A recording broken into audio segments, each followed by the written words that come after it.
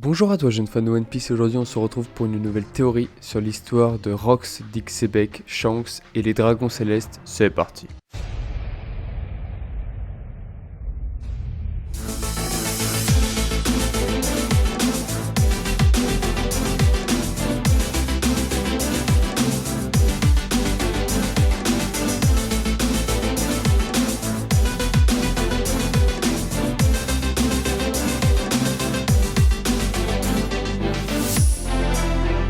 Avant que la vidéo commence, n'hésite pas à laisser un petit like, un commentaire et à t'abonner, ça m'encourage énormément. Allez, on est parti. Je vais commencer la vidéo par un petit résumé des choses dont nous allons parler dans cette vidéo. Rox était un ancien esclave de Marie-Joie. Il a eu une histoire d'amour avec un dragon céleste. Shanks est sûrement l'enfant de Rox et la dragon céleste. L'incident de God Valley était lié à Rox voulant récupérer sa femme, le dragon céleste. La femme de Rox, la mère de Shanks, est l'un des dragons célestes décédés à God Valley. Pour cette théorie, je vais utiliser des faits que nous connaissons depuis le manga comme les pirates des Rox et tous les événements qui l'entouraient ont été effacés de l'histoire. Rox a la volonté du dit, Shanks a une influence sur le Korosei, nous ne connaissons pas le nom complet de Shanks et Barbe Blanche se souvient d'une cicatrice d'un autre personnage en colère à la vue de Shanks. Rox était définitivement un pirate terrible et puissant. Il a causé beaucoup de destruction lors de sa défaite à God Valley. Cependant, je ne pense pas que ces raisons suffisent à elles seules à l'effacer des livres d'histoire. Nous voyons de nombreuses fois dans le manga où le gouvernement réécrit l'histoire au lieu de l'effacer. Ils aiment cacher les informations qui ne sont pas à leur avantage. Par exemple, le gouvernement a réécrit l'histoire sur l'exécution publique de Goldie Roger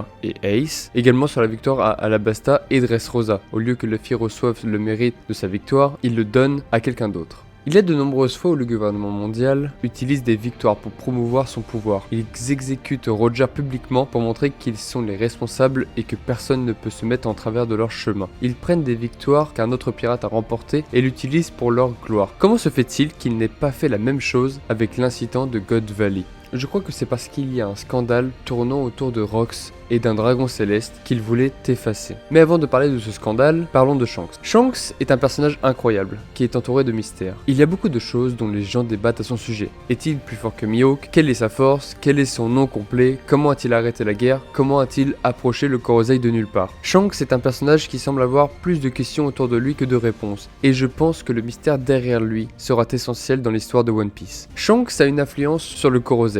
Il a pu entrer facilement dans le conseil du Korosei pendant la rêverie et a été bien accueilli. Maintenant, vous pouvez dire que c'est à cause de son pouvoir en tant que Yonko qu'ils ont accepté sa visite. Cependant, pensez-vous vraiment que la situation se serait déroulée de la même manière si Big Mom ou Kaido, ou même Barbe Blanche, ou même Barbe Noire maintenant, entrerait dans l'enceinte du Korosei à l'improviste? Je pense que le privilège n'était pas à cause de son statut de Yonko, mais à cause de sa lignée de Dragon Céleste. Pourquoi le nom complet de Shanks n'est-il pas sur son affiche de prime? C'est parce qu'ils ont effacé le nom de son père de l'histoire, Rox Dick Sebec. Et ils ont également effacé sa mère de l'existence car sa liaison avec quelqu'un d'aussi ignoble que Rox devait être effacée pour de nombreuses raisons plausibles. Cela se conclut par le fait que Shanks n'est pas de nom de famille et il n'est donc que Shanks ou le roux. Barbe Blanche se souvient d'une cicatrice d'un autre personnage en colère à la vue de Shanks. À l'époque, cela peut être interprété comme lui se référant à Roger, mais au fur et à mesure que de nouvelles informations se dévoilaient, lui et Roger étaient plus qu'amis qu'ennemis, et Barbe Blanche n'aurait pas appelé Roger ce gars. Je pense que Barbe Blanche a trahi Rox à God Valley, et parce que Shanks a une ressemblance folle avec son père, ce commentaire fait référence à Rox au lieu de Roger.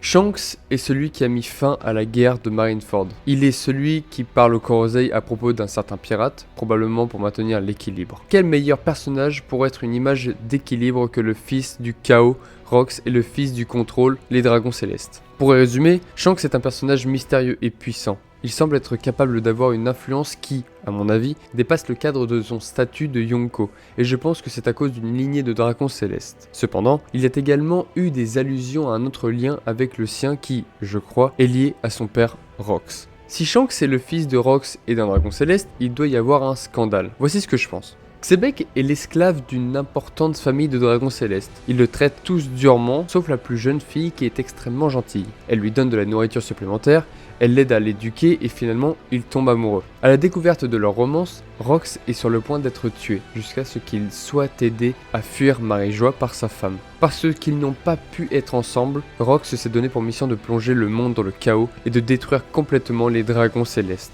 Il se lève en tant que pirate réputé et fait en sorte, et réussit en quelque sorte, de poursuivre son aventure avec sa femme et elle se retrouve enceinte de Shanks. Lors de cette découverte, la femme de Rox est envoyée à God Valley où il lance un assaut quelques temps plus tard, ce qui conduit au chaos, à la mort et à la destruction. Il meurt avec sa femme, mais Shanks reste en vie. Pourquoi Shanks est donné à Roger? En raison de l'affaire notoire et d'eux souhaitant effacer toute relation à ce scandale, il est jugé préférable que Shanks soit confié à Roger. Cette décision a été prise par Garp. Garp craint que Shanks ne soit tué par les dragons célestes à cause de l'identité de son père. C'est là qu'il dit les mêmes mots que lui prononce Roger quelques années plus tard à la demande de prendre soin d'Ace. Un enfant ne porte pas le péché de ses parents. Parents au pluriel, car il ne fait pas seulement référence à Rox en tant qu'homme, mais à l'action des deux parents de Shanks qui a conduit à sa naissance. Roger accepte à contre-cœur, mais finit par tellement aimer Shanks qu'il lui transmet sa volonté sous la forme du chapeau de paille.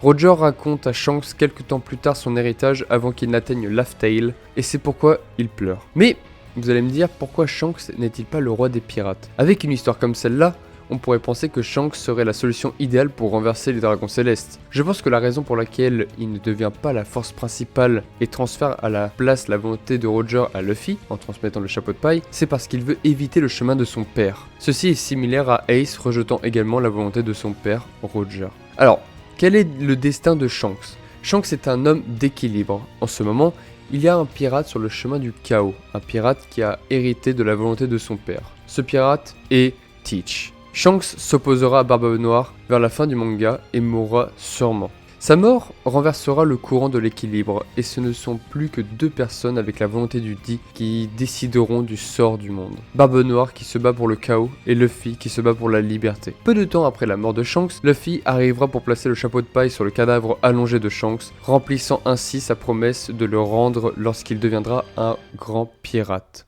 Luffy et Barbe Noire est la dernière confrontation où le gagnant se rendra à Laugh Tale et obtiendra le One Piece. Donc voilà les gars, c'est tout pour cette théorie. Si elle t'a plu, n'hésite pas à laisser un commentaire, un petit like et à t'abonner. Et je te dis à la fois prochaine sur la chaîne du grand Itto-Yusan. À la prochaine.